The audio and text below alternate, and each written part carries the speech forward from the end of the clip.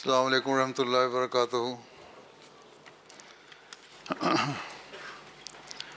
अशहदु अल्ला इलाहा इल्लल्लाह वहदहू ला शरीक लहू व अशहदु अन्ना मुहम्मदन अब्दुहु व रसूलुहु। अम्मा बाद फ़अऊज़ु बिल्लाहि मिनश शैतानिर रजीम। बिस्मिल्लाहिर रहमानिर रहीम।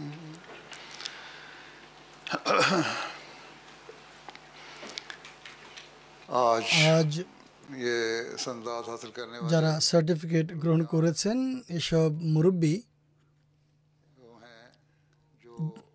যারা এখন কর্মক্ষেত্রে আছেন, বিগত 2-3 বছরে পাশ করেছে এমন মুরব্বীও আছেন এখানে, অথবা নতুন যারা কর্মক্ষেত্রে যাচ্ছেন,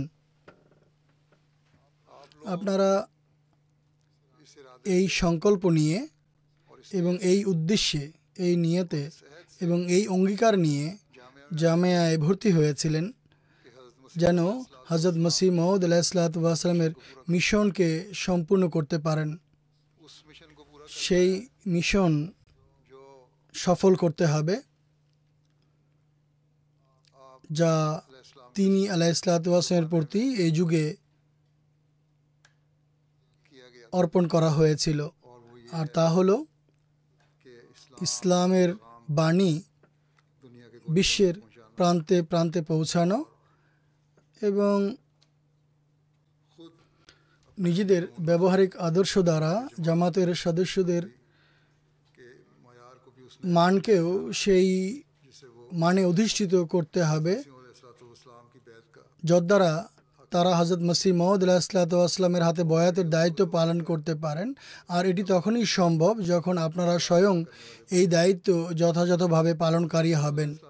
হযরত মসিহ মউদ আলাইহিসসালাতু ওয়া সালাম একবার উপদেশ দিতে গিয়ে, জামাতের যারা বক্তা তাদের উপদেশ দিতে গিয়ে অত্যন্ত মৌলিক নির্দেশনা দিয়েছেন, বরং তিনি 3টি কথা বলেছেন। তিনি আলাইহিসসালাতু ওয়া সালাম বলেন, এই বিষয় অত্যন্ত গুরুত্বপূর্ণ, আমাদের জামাতের মধ্যে যেন বিভিন্ন বক্তা তৈরি হয়, কিন্তু অন্যান্য বক্তা এবং তাদের মধ্যে যদি কোনো স্বতন্ত্র বৈশিষ্ট্য না থাকে তাহলে এটি বৃথা। এসব বক্তাদের এমন হওয়া উচিত যে প্রথমে তারা নিজেদের সংশোধন করবেন এবং নিজেদের চাল চলনে এক পবিত্র পরিবর্তন সৃষ্টি করে দেখাবেন, যাতে তাদের পবিত্র আদর্শের প্রভাব অন্যদের উপরে পড়ে। ব্যবহারিক অবস্থা উত্তম হওয়া এটি সবচেয়ে বড় উত্তম বক্তব্য। যারা শুধু বক্তৃতা দেয় আর স্বয়ং নিজেরা এর উপর আমল করে না, তারা অন্যদের উপরে খুব ভালো প্রভাব বিস্তার করতে পারে না, বরং তাদের বক্তৃতাও অনেক সময় সমস্যার সৃষ্টি করে। কেননা শ্রবণকারীরা যখন দেখে যে বক্তা স্বয়ং তার কথার উপরে আমল করছে না, তখন তারা এই বিষয়গুলোকে একেবারে হাস্যকর মনে করে।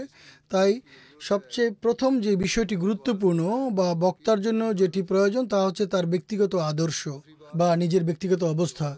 দ্বিতীয়ত যেটি বক্তাদের জন্য আবশ্যক তা হচ্ছে তাদের সঠিক জ্ঞান থাকা উচিত, বুৎপত্তি থাকা উচিত আমাদের ধর্মবিশ্বাস সম্পর্কে। যা কিছু আমরা বিশ্ববাসীর সামনে উপস্থাপন করি এটি যেন তারা খুব ভালোভাবে নিজেরা অনুধাবন করেন এবং তাদের জ্ঞান যেন অসম্পূর্ণ না থাকে, ত্রুটিপূর্ণ না হয়, যাতে বিরুদ্ধবাদীদের সামনে লজ্জিত হতে না হয়। যখন কেউ আপত্তি করে তখন তারা বিচলিত হয়ে পড়ে যে এখন এর কি উত্তর দিব। মোট কথা সঠিক জ্ঞান আবশ্যক, সঠিক বুৎপত্তি আবশ্যক তিনি বলেন। আর তৃতীয় বিষয়টি হচ্ছে এমন শক্তি এবং বীরত্ব সৃষ্টি হওয়া উচিত যেন সত্য সন্তানীদের জন্য তাদের জিহ্বা এবং হৃদয় যেন প্রশস্ত উদার থাকে, অর্থাৎ বীরত্বের সঙ্গে নির্ভীকভাবে কোনো ধরনের ভয় ভীতির ঊর্ধ্বে উঠে সত্য প্রকাশের ক্ষেত্রে তারা যেন নির্ভীক থাকে, বলিষ্ঠ থাকে তাদের ভূমিকা, কোনো ধরনের ভয়ভীতি থাকবে না। আর সত্য প্রকাশের জন্য তারা যেন বলতে পারে, আর সত্য বলার জন্য তাদের হৃদয়ে কোনো ধনাঢ্য ব্যক্তির ধন সম্পদ অথবা বীরের বীরত্ব কিংবা কোনো প্রশাসকের প্রশাসন যেন প্রভাব ফেলতে না পারে। এই তিনটি বিষয় যখন অর্জিত হবে তখন আমাদের জামাতের বক্তব্য কার্যকর হতে পারে বা বক্তারা কার্যকর হতে পারে। এই হচ্ছে তিনটি মৌলিক নীতি যা তিনি বর্ণনা করেছেন। আত্মজিজ্ঞাসা করুন। প্রথম যে বিষয় তিনি বলেছেন যে ব্যবহারিক আদর্শ, আপনার এবং অন্যদের মাঝে কি এমন স্বতন্ত্র বৈশিষ্ট্য আছে বা পার্থক্য আছে। শুধু যদি জ্ঞান অর্জন করেন যা এই জামিয়ার 7 বছরে সম্পূর্ণরূপে অর্জন করা সম্ভব নয়, জ্ঞান অর্জনের জন্য সারাটা জীবন পড়ে আছে, এই 7 বছর যথেষ্ট নয়। এছাড়া ব্যবহারিক স্বতন্ত্র বৈশিষ্ট্য থাকা উচিত। আর এই যে স্বতন্ত্র বৈশিষ্ট্য, এটি শুধুমাত্র অন্য ফেরকার আলেমদের বিপরীতে হওয়াই যথেষ্ট নয়, বরং নিজেদের লোকদের সংশোধনের জন্য আপনাদের ব্যবহারিক আদর্শ প্রতিষ্ঠা করতে হবে, যেমনটি আমি বলেছি। আর আত্মসংশোধনের জন্য আল্লাহ তাআলার সঙ্গে নিবিড় সম্পর্ক গড়ে তোলা সবচেয়ে গুরুত্বপূর্ণ বিষয়। আল্লাহ তাআলার সঙ্গে বিশেষ সম্পর্ক গড়ে তোলা উচিত প্রত্যেক মুরব্বীর। যদি এমনটি না হয় তাহলে জীবনে সফলতা আসতে পারে না। আমরা পুরনো বুজুর্গদের উপমা দেই, তাদের বিভিন্ন দোয়া গৃহীত হওয়ার উপমা দেই। আমাদের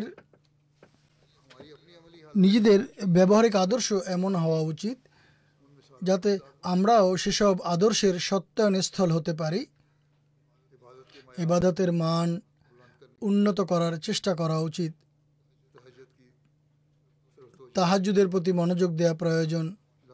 ইল্লা মাশাআল্লাহ, বিশেষ কোনো অপারগতা হলে সাধারণত তাহাজ্জুদ পড়ার প্রতি প্রত্যেকের মনোযোগ থাকা উচিত। ইবাদতের মান যদি উন্নত হয় তাহলে আল্লাহ তাআলার সঙ্গে বিশেষ সম্পর্ক গড়ে উঠবে। নৈতিকতার মান উন্নত করার চেষ্টা করা উচিত। নৈতিকতার দিক থেকে আপনাদেরকে ব্যবহারিক আদর্শ হতে হবে। ব্যবহারিক আদর্শ অনেক বেশি উন্নত করা প্রয়োজন। দৃঢ় মনোবল এবং উদ্যম থাকা উচিত। অনেক সময় তুচ্ছ বিষয়ে নিজেদের আমিত্বের শিকার হয়ে যায় মুরব্বীরা। এমনটি হওয়া উচিত নয়। মুরব্বীর মাঝে উদ্যম থাকা উচিত। সমালোচনা বা কটাক্ষ শোনার অভ্যাস হওয়া উচিত এবং সুন্দরভাবে এর উত্তর দেওয়া উচিত, বুঝিয়ে এর উত্তর দেওয়া উচিত। নম্রভাষী হওয়া উচিত, এটি অত্যন্ত গুরুত্বপূর্ণ। নম্র ভাষা বা কোমল ভাষা অন্যদের হৃদয়কেও কোমল করে দেয়, নরম করে দেয়। সহ্য ক্ষমতা, যেমনটি আমি পূর্বেই বলেছি, উদ্যম থাকা উচিত। যদি উদ্যম থাকে তাহলে সহ্য ক্ষমতাও বাড়বে। এটি অত্যন্ত গুরুত্বপূর্ণ বিষয়। একজন মুরব্বীর মাঝে এই বৈশিষ্ট্য থাকা উচিত। আর বেহুদা অনর্থক জিনিস পরিহার করা উচিত। বর্তমানে অগণিত বেহুদা এবং অশালীন প্রোগ্রাম রয়েছে যেগুলি সহজলভ্য। না চাইতেও অনেক সময়, যেহেতু ইন্টারনেটে, সোশ্যাল মিডিয়াতে এবং টেলিভিশনের সামনে যখন মানুষ বসে থাকে তখন মানুষ দেখতে বাধ্য হয়। কিন্তু একজন মুরব্বীর কাজ হচ্ছে এ সমস্ত বেহুদা কর্মকাণ্ডকে উপেক্ষা করা। যখন আপনি নিজে এগুলোকে উপেক্ষা করবেন তখনই আপনি অন্যদেরকে উপদেশ দিতে পারবেন যে তোমরাও এগুলো থেকে নিজেদেরকে মুক্ত রাখো, কেননা এগুলো মানুষের নৈতিকতাকে নষ্ট করে দেয়। এগুলো খোদা তাআলা থেকে দূরে সরিয়ে নিয়ে যায়। এগুলো তোমাদেরকে নোংরামির দিকে নিয়ে যায়, সামাজিক নোংরামির দিকে নিয়ে যায় এগুলো। অতএব নিজেদের ব্যবহারিক আদর্শ দেখাতে হবে প্রত্যেককে, প্রত্যেক মুরব্বী সাহেবকে দেখাতে হবে। নতুবা হযরত মসিহ মাউদ আলাইহিস সালাতু ওয়াস সালাম যেমনটি বলেছিলেন, এগুলো দ্বিমুখী কথার নামান্তর হবে। অর্থাৎ কিছু জিনিসকে নিজের জন্য বৈধ জ্ঞান করবেন ঠিকই, কিন্তু অন্যদের জন্য বিধিনিষেধ আরোপ করবেন। অন্যদেরকে উপদেশ দিবেন আর আপনি এগুলো মেনে চলবেন না। আপনি নিজের দিকে তাকাবেন না যে নিজের অবস্থা কী। তাই এগুলি অত্যন্ত গুরুত্বপূর্ণ বিষয়। নিজের আমল এবং কথা এবং কাজকে এক করতে হবে এবং আত্মজিজ্ঞাসা যদি করেন, আত্মপর্যালোচনা করলে আপনি বুঝতে পারবেন যে আপনার কথা এবং কাজের মধ্যে কোনো বৈপরীত্য নেই। তো অন্যকেও আপনার সমালোচনা করার পূর্বে আপনার নিজেরই আত্মজিজ্ঞাসা করা উচিত, আত্মসমালোচনা করা উচিত, আত্মপর্যালোচনা করা উচিত। যদি এমনটি না করা হয় তাহলে যেমনটি হযরত মসিহ মাউদ আলাইহিস সালাম বলেছেন, আপনাদের কথা কোনো প্রভাব বিস্তার করবে না। কাজেই প্রতিদিন নিজের আত্মসমালোচনা করুন, আত্মপর্যালোচনা করুন। অন্যের দোষ ত্রুটি খুঁজে বেড়ানোর পরিবর্তে নিজের দিকে তাকিয়ে দেখুন আপনার হৃদ মাঝে উকি মেরে দেখুন যে আমাদের মাঝে কি দুর্বলতা আছে, আমাদের মাঝে কি কি গুণ বৈশিষ্ট্য থাকা উচিত, আমাদের মান কীরূপ হওয়া উচিত। একজন মুরব্বী হিসেবে আমাদের আল্লাহ তাআলার সাথে সম্পর্কের মান কীরূপ হওয়া উচিত, আমাদের নৈতিকতার মান কীরূপ হওয়া উচিত, আমাদের জ্ঞানের মান কীরূপ হওয়া উচিত, আমাদের আধ্যাত্মিকতার বৈশিষ্ট্য কেমন হওয়া উচিত। যদি তা অর্জন করেন তাহলে মনে করবেন যে ঠিক আছে, তাহলে আপনি অন্যদের বিষয়ে যে সমালোচনা করেন এই দৃষ্টিভঙ্গি বদলে যাবে, বরং এক প্রকার সহানুভূতির চেতনা নিয়ে মানুষের সংশোধনের দিকে মনোনিবেশ করবেন এবং এভাবে যখন তাদের সংশোধন করবেন তখন তাদের জন্য দোয়াও করবেন। যখন সংশোধনের পাশাপাশি দোয়া করবেন এতে বরকত হবে, এতেই আপনাদের সফলতা আসবে। একইভাবে নিজেদের জ্ঞানকে বৃদ্ধি করুন। যেমনটি আমি পূর্বেও বলেছি, 7 বছরে জ্ঞান অর্জন করা সম্ভব নয়, এটি তো সারা জীবনের কাজ। জ্ঞান অর্জন সারা জীবনের কাজ। হযরত মসিহ মাউদ ইসলামের বই পুস্তক গভীরভাবে অধ্যয়ন করুন। অনেক প্রশ্নের উত্তর আপনারা এখানেই পেয়ে যাবেন। অনেক মুরব্বীরা প্রশ্ন লিখে পাঠায়, কিন্তু তারা যদি হযরত মসিহ মাউদ ইসলামের বই পুস্তক গভীরভাবে অধ্যয়ন করতেন তাহলে সেখানেই তারা উত্তর পেয়ে যেতেন। এই জন্য নিজেরা প্রথম সন্ধান করুন। প্রথমেও হয়তো আমি কোথাও বর্ণনা করেছিলাম, হযরত মুসলিম মাউদ রাদিয়াল্লাহু আনহুর এক বৈঠকে প্রশ্ন উত্তর অধিবেশন ছিল। এক যুবক দাঁড়িয়ে প্রশ্ন করেন, হযরত মুসলিম মাউদ রাদিয়াল্লাহু আনহু তার উত্তর দেন। সে পুনরায় আরেকটি প্রশ্ন করে। যা হোক, ভালো জ্ঞানগত প্রশ্ন ছিল, কিন্তু হযরত মুসলিম মাউদ রাদিয়াল্লাহু আনহু মনে করেন যে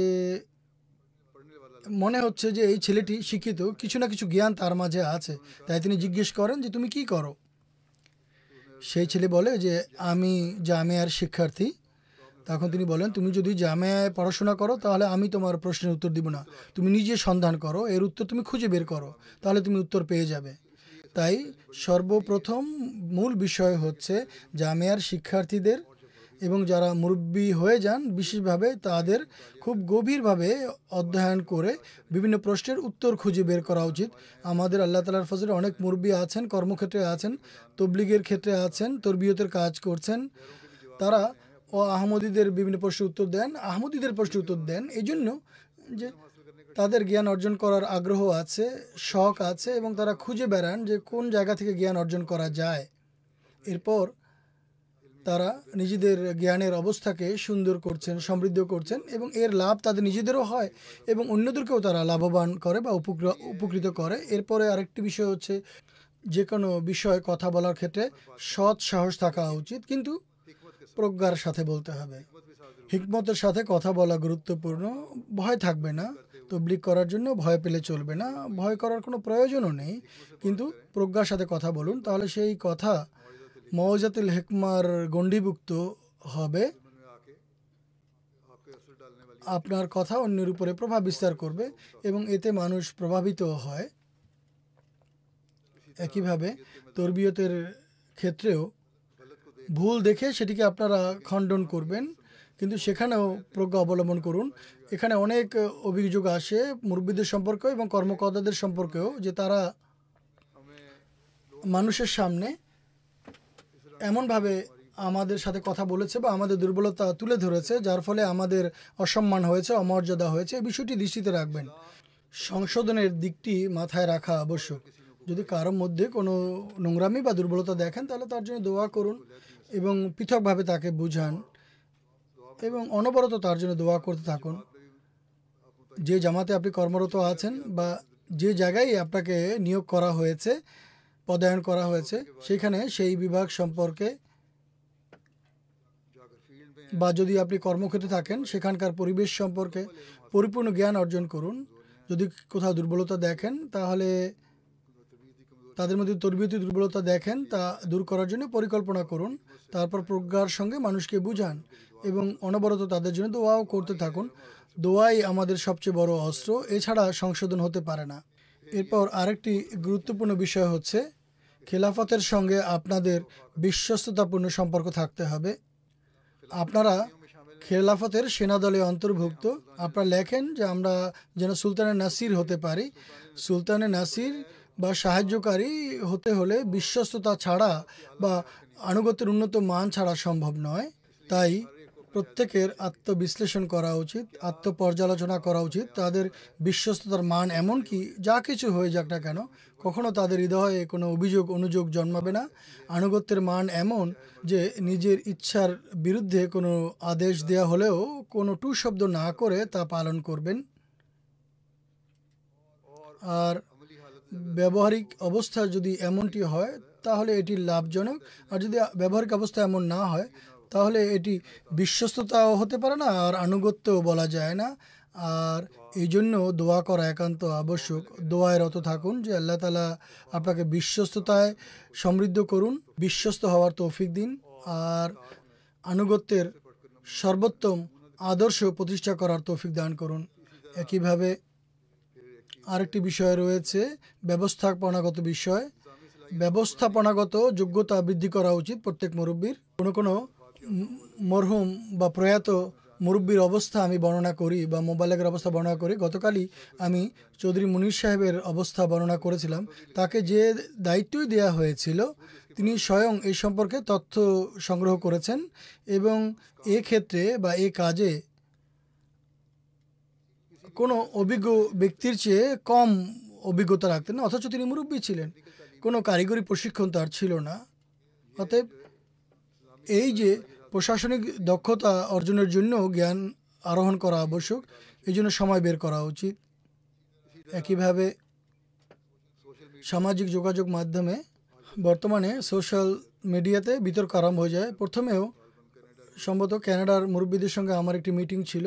তাদেরকে আমি বলেছিলাম বেহুদা অনর্থক বিতর্কে জড়াবেন না, সামাজিক যোগাযোগ মাধ্যমের বৈধ ব্যবহার করুন।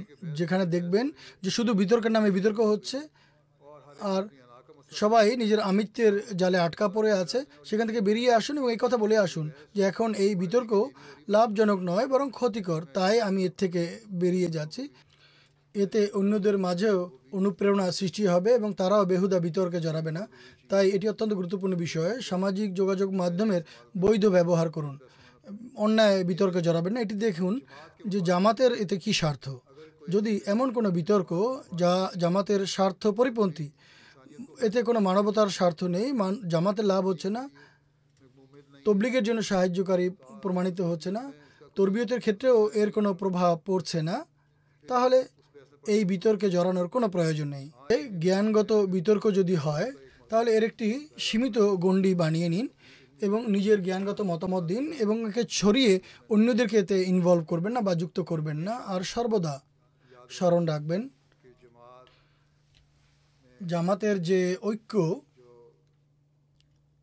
জামাতের একতা, এটি জামাতের সফলতার পরিচয় বা চিহ্ন।